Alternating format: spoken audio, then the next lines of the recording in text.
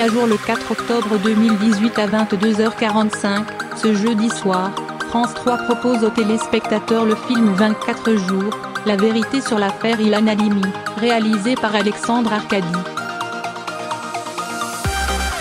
Un long métrage bouleversant sur l'histoire vraie d'un jeune homme, séquestré et torturé à mort par des inconnus parce qu'il était juif.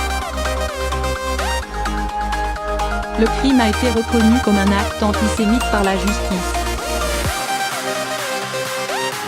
Lundi dernier, Françoise Nyssen, ministre de la Culture, a d'ailleurs donné le nom d'Ilan Halimi à un prix, qui récompensera les initiatives citoyennes de jeunes contre l'antisémitisme et les stéréotypes racistes.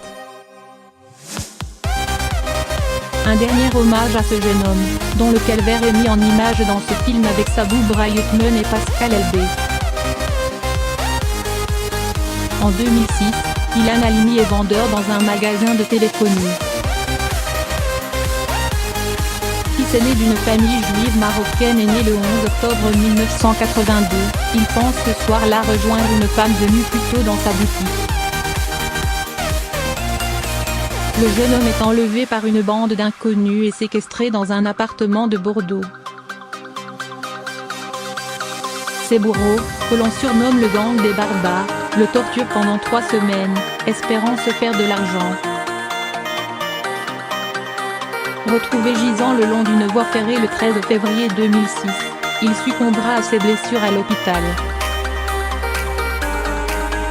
Le film retrace le calvaire de ses parents, Ruth et Didier Halimi, qui ont reçu plus de 600 appels de demandes de rançon, d'insultes, de menaces ou de photos de leurs fils torturés. Sabou Brahutman et Pascal Elbé incarnent la mère et le père d'Ilan Halimi. Le rôle de Ruth Halimi devait d'abord être confié à Valérie Benguigui.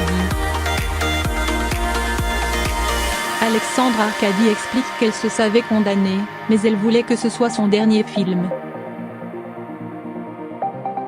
Malheureusement, l'actrice a été hospitalisée 2 semaines avant le début du tournage. Elle s'éteint le 2 septembre 2013 des suites d'un cancer du sein, le premier jour de tournage du film qu'elle souhaitait être son dernier long métrage. Sabou Brahutman a été contacté pour la remplacer et Pascal Elbé explique qu'il a vécu un tournage difficile, « J'étais effondré. Je pensais à elle en me disant que je devais lui donner la réplique. » Résumé du film, une femme entre dans une boutique de téléphonie dans un magasin de Paris. Elle feint de s'intéresser au nouveau portable, obtient le numéro du jeune vendeur, puis s'en va. Elle le contacte le lendemain et lui dit qu'elle aimerait bien le revoir. Ilan Halimi, 23 ans, ne se méfie pas et se rend au lieu du rendez-vous.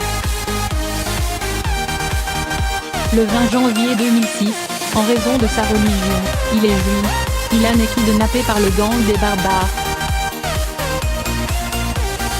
Ils le conduisent dans un appartement de banlieue, l'y retiennent prisonnier et le torturent. Les parents d'Ilan, Ruth et Didier, reçoivent rapidement une demande de rançon, puis une autre, des coups de fil, par centaines, des menaces et des insultes. Leur calvaire débute. Il durera 24 jours. Les enquêteurs chargés de l'affaire tentent de les rassurer.